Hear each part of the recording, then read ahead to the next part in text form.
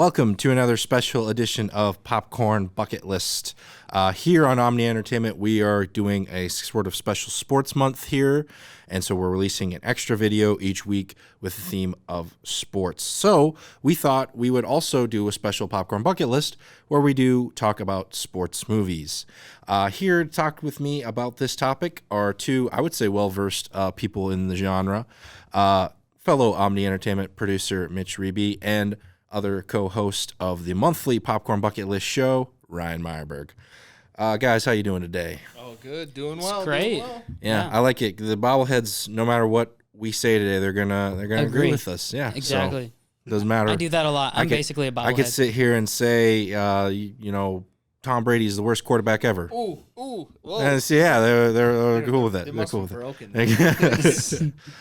So let's start it off with some of our favorite sports movies of all time. Ryan, why don't you kick us off here? What's one of your favorite sports movies of all time? You know, I would have to say it's close between Remember the Titans and The Sandlot.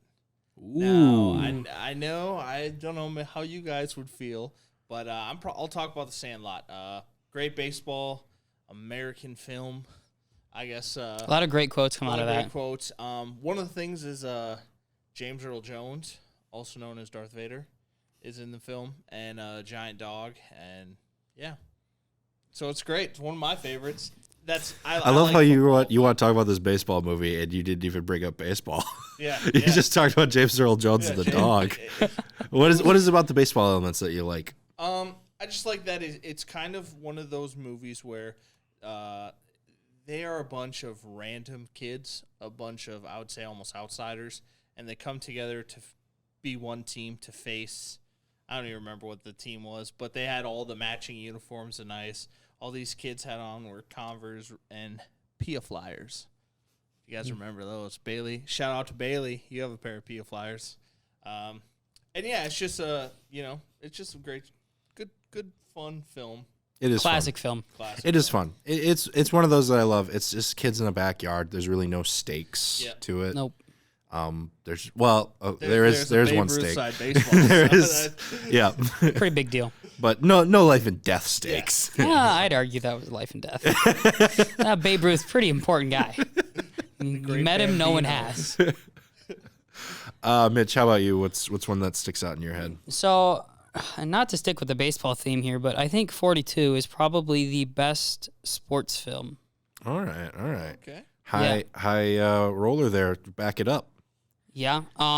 It talks about a couple different controversial topics, which I think is important to do within movies. And it still captures the story of Jackie Robinson and the importance he had in Major League Baseball. I mean, the number 42 is a retired number across the entire league of baseball.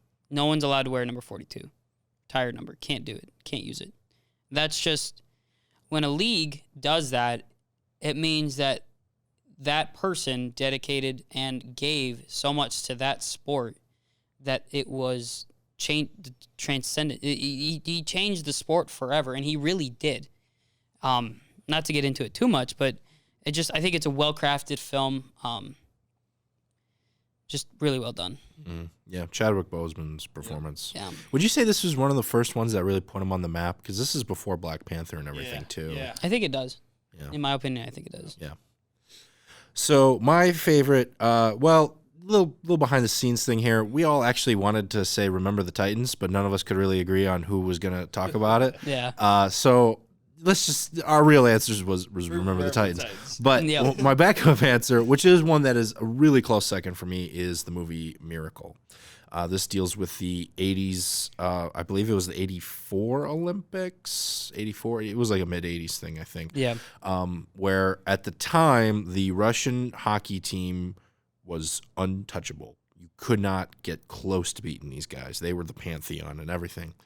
And so Herb Brooks came up with a ragtag group of misfits, almost kind of like Sandlot, people who shouldn't really be working together, but got them together and was able to make a hockey team out of them that took down the number one in all the world for a long time. They were holding this position. Hence, it was a miracle. And one of the great things about this movie is that ending game. I was not alive when this game took place, but it felt like I was there, especially when you look at the fact that there was an actor who was reciting the broadcast lines and everything. But when it got to that point, and everyone's heard this before, whether you've seen the movie or not, everyone's heard the line, "Do you believe in miracles?" Yes. I think it's a little bit before that, but at a certain point, the real life historical broadcast audio kind of takes over. They kind of faded in there. And so when you hear that line, that's what they heard, everyone watching at home, everyone who was at the game, who witnessed something that no one thought they would see in the world, essentially. And to your point, after that, the crowd screaming and yelling, that's the crowd from the game. Mm-hmm. They just let it's called dead air when you're not talking, Mm-hmm. and they left it like that, but it was so loud, they just let it go for a while. Really capture that emotion. Yep. It was one of the craziest things ever, and I think the movie really perfectly encapsulates it. So, So those are some of the best ones we've talked about, but I think a couple of ours here were based on true stories. Let's talk a little bit more about some true stories. What are some sports documentaries that you guys have thought about before? Ryan, you got one you want to share? Yeah. It wasn't recently. It was a little while ago, a couple of years ago. Icarus came out, and it was about the Russian doping scene. And it talked about how they were able to dope and get away with it for so long, and how they were able to get the medication, how they used it, and how they missed it, and kind of everybody was okay with it. And it really just takes a hard look at, getting caught, and this is what happens. And it's a good show. I think it's on Netflix. I don't remember. But I watched it a couple of years ago when it first came out, and it was good. Yeah, the whole Russian doping scandal was really kind of a big deal, partially because of the scope, how big it was and how many players it affected, but also just kind of for how long it had been going on and everything. Yep. The fact that they were able to get away with this for so long. Yep. A crime is crazier the longer you get away with it, I think. So, Mitch, I know you got a few sports documentaries you want to talk about. Yeah, so mine are share those. Mine are a little bit not so much at the professional level, more at the collegiate production level. Me and Nick both went to school with Dylan Kerfman. I went to school with Dylan as well. Did you? Yeah. He got here when I left. Oh, that's crazy. The bridge between bridges. Anyway. Dylan Kerfman, great guy. He works at out at the PBS station in Granite Falls, right? Pioneer TV. Yep. That's what they call themselves. Yeah, he works there now. Great guy, great filmmaker, great graphics creator, great guy. Just good guy to talk to as well. But he made a documentary about the SMSU volleyball team when they went to the national tournament a long time ago, like 2014, 2013. Yep. Great story, upset a lot of teams, made it a few runs into the actual national tournament.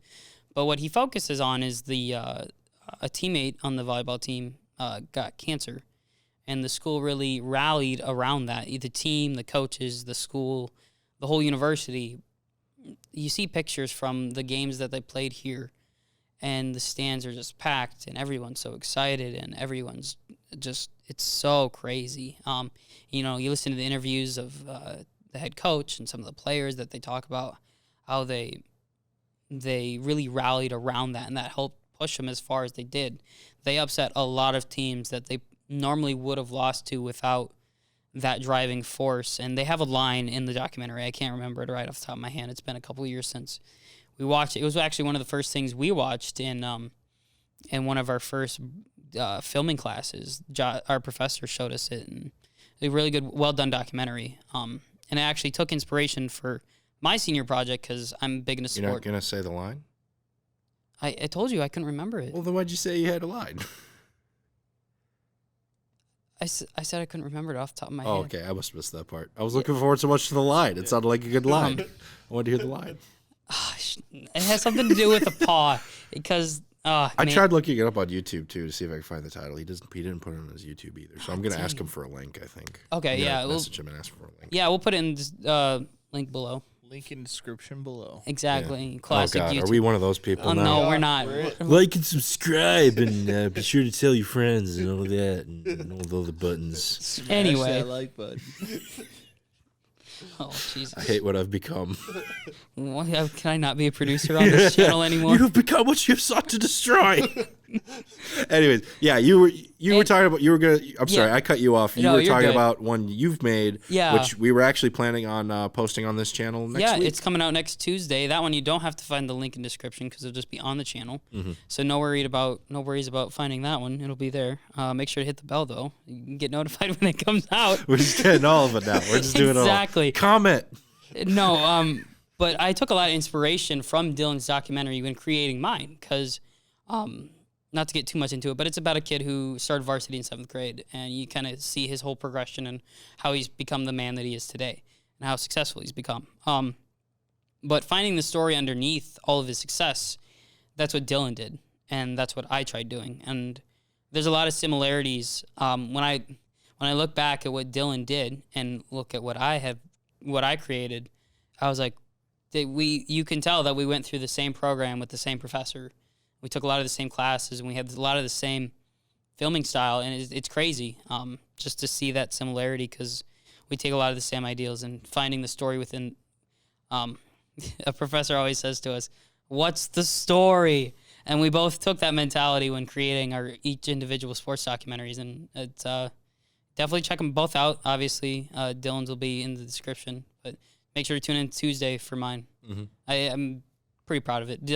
Nick actually helped me shoot the interviews with it. Stop it. That was a fun day, except we didn't get to go to Charlie's Pizza. Yeah, I'll never forget that was the day you promised me pizza from this extra special place. And It's a family-owned pizza place in We pulled Yanks. up. It was closed. Yeah, it didn't open until 4:30. Didn't open I till was so 4:30. bummed. I was so like, oh my God, I can't believe I promised them this. It's really good, though. If you're ever in Yankton, look up Charlie's Pizza. Go try it.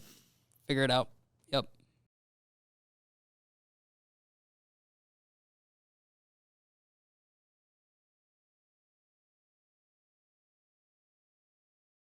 All right, so just to kind of wrap this up, talking sports movies here, let's talk about some of the worst, because for there to be some best ones, there's got to be some worst ones. I'll kind of start us off. I want to talk about this one mainly because it'll give me an excuse to actually talk about a couple of movies that I think are severely underrated and are considered sports movies. So I'm going to kill two birds with one stone on that one. So The Karate Kid trilogy is, I think, one of my favorite trilogies of all time. That is until I found out there was a fourth one. And no, I'm not talking about the Jaden Smith one. That is a whole nother reboot. That movie's fine, except for the fact that he learns Kung Fu and it's called The Karate Kid, but whatever. That's semantics. It's semantics. Whatever. It's Tomato, details. tomato. Well, now I have to explain because it's just going to be me flustered. Yeah, he says that all the time, and I hate it. So he does it whenever he can. There's know a what? lot of people that don't like it when I Yeah, say that. I'm not the only one. That's You the know what other I thing. should? You know what I should do, Ryan? I should start saying potato, potato. That'd be so funny. Nah, it's not that funny. We're not gonna do that. Camera's on me now. They won't be on at all. I'm going to mute their mics actually too as well. So yeah, that's right. I have the power. Anyways, back to the movie. This is what this show's about, right? Anyways, so the Karate Kid trilogy is one of my favorite trilogies of all time. I think the second one is The Empire Strikes Back of karate movies. And so when Cobra Kai came out on the Netflix, the series there, I was watching that, and it's really great, and it adds a little bit to the trilogy itself as well.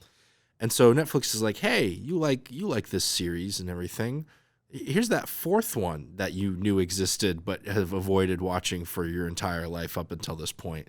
Thing is, Cobra Kai references so much to that original trilogy. I'm like, it's only a matter of time before they start referencing this movie too, right? I better catch up. I better figure out what's going on here. It's so bad. It's actually, I should back up.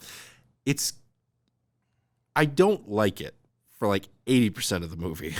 I just don't like it. There's nothing great or even good or even passable Yeah. for like 80% of the movie.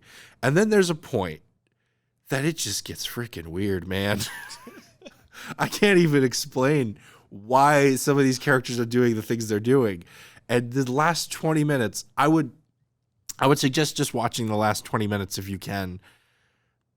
you don't need to know what happened. Even if you knew what happened before that, it wouldn't really make sense. It's just bonkers, and it brings the Karate Kid series to shame. So, yeah, that's my bad one. Puts it to shame or brings it to shame? Both, all the shame. It brings all the shame.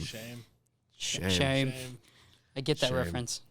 It's like one of the only Game of Thrones references I get. I only understand because I was on a sports podcast about fantasy football. Of Thrones. Yeah. Sports. Yeah. Go sports. How about you guys? What are some of the worst ones you've seen? Controversial opinion here, but any Air Bud movie can just I buy This it just and then I in. burn Mitch it. is a dog hater.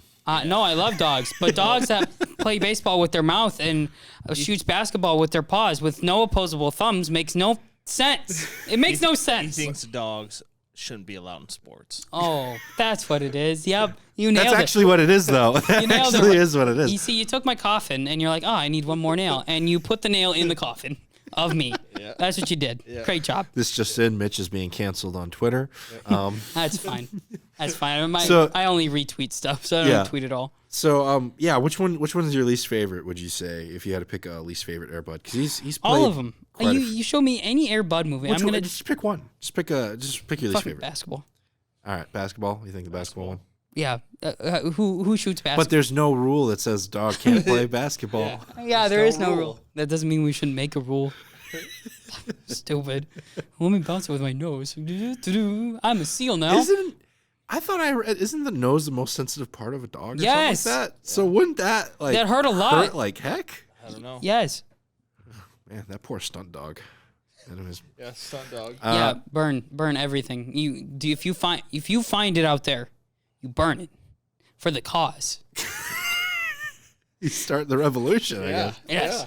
Ryan, what about you? What's one of your least favorites? Least favorites, couple. I like the bench warmers, but there's a few lines I liked out of it. Otherwise, I didn't really like that movie. Some of it hasn't And- aged the best. Yeah, We have and, real baseball theme on the the other show. one, however, I do like Will Ferrell, but the Blades of Glory or Blades. It's Blades of Glory or something. Or Blades. Of, that something like skating that. one. I remember I watched it one time and I was just like, oh, it's not good. I remember.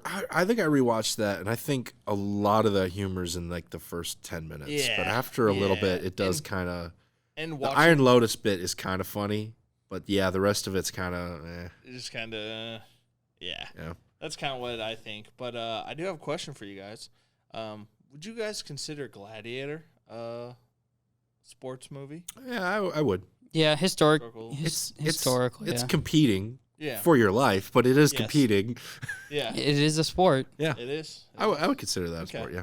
Because I want another great film. Yeah. Yeah. Awesome film. I'm wondering how many historical films you could pull into that category. Like another one that kind of pops off in my head is Invictus. Yep. You know, and it has rugby in it. I wouldn't say it's solely focused on rugby because obviously it deals with Nelson Mandela and the South Africa rugby team, and they just won this year, which that's pretty cool. Watch the World Championships. Nice. One of the other themes of sports movies, just kind of as a ending thought here, I think that people don't talk about enough is the unification of it. Because I think a lot of the ones we've talked about here, you mentioned 42, that kind of, it divided people for a while there, but in the long run, you talk about that legacy. Invictus, the thing people don't realize is Nelson Mandela was essentially using that as like a political tool, like in a way. Like if I remember correctly in the movie, and I don't know if this happened in real life, but if I remember correctly, like when he kind of first came in power, one of the first kind of things he was wondering is, what are the chances you think the rugby team's going to win the World Cup, or how well do you think they're going to do? Because he saw that as a unification kind of thing, and if you watch the movie, it worked. It totally worked. Yeah, Matt Damon. yeah, Matt Damon, Ford v Ferrari, right there. Great movie. Yeah. But yeah, also if you look at Miracle as well, like that had huge political ramifications worldwide and everything. So I wouldn't say it was the defining moment that ended the Cold War, but there was a lot of little dominoes that kind of fell that led to the tearing down of the wall, and you could argue that was one of them. Every little piece, every little thing helps. Yep. And it all led to Rocky winning against Drago, and If he dies, he dies. I must break you. So good. Yeah, that would be in the conversation of sports movies that are just ridiculous but so fun to watch. Another boxing movie, Raging Bull by Martin Scorsese. Yeah, that's a good one too. That's a sports movie, and That's a good one. it's his earlier work, so it's a little off kilter, I would say. Yeah. And it's shot in black and white, and it does the angles, and it's. I'd love to do a double feature of that and The Irishman. Yeah, that'd be crazy. That'd be a long afternoon. And like 75% of it would be The Irishman. yeah. But anyways, yeah. Any other closing thoughts you guys want to talk about with sports movies at all, or? Something real quick, Nick. I'm surprised you didn't bring up Talladega Nights. That I'm on fire. It's because for either side, your favorite or your least favorite. Because I know you have some gripe with that movie, with the way they portray racing. Similar to Cars, he hates cars. I thought that was a documentary. That's not. No, it's not a documentary. No, I'm just saying certain rules would not end those races the way they would. Probably the biggest. That's why I didn't bring it up, because I was going to rant about it. But now I got you. Now I'm really flustered. Whew, it's getting hot in here. I can leave. Anyways, Ricky Bobby would have won that final race, by the way. And so I'm saying, based on the rules. Got it. Anyways, that's going to do it for us here on this special edition of Popcorn Bucket List. Please check out our other sports-related content coming out weekly all this month of March. Some of the stuff that we've come out in the past and some of the stuff we got coming up here in the future, one of which, our own sports documentary here. Check it out. Yeah, next Tuesday. Be on the lookout for that. For myself, Ryan Myberg, and Mitch Reby, would like to thank you so much for watching, and we'll see you at the movies.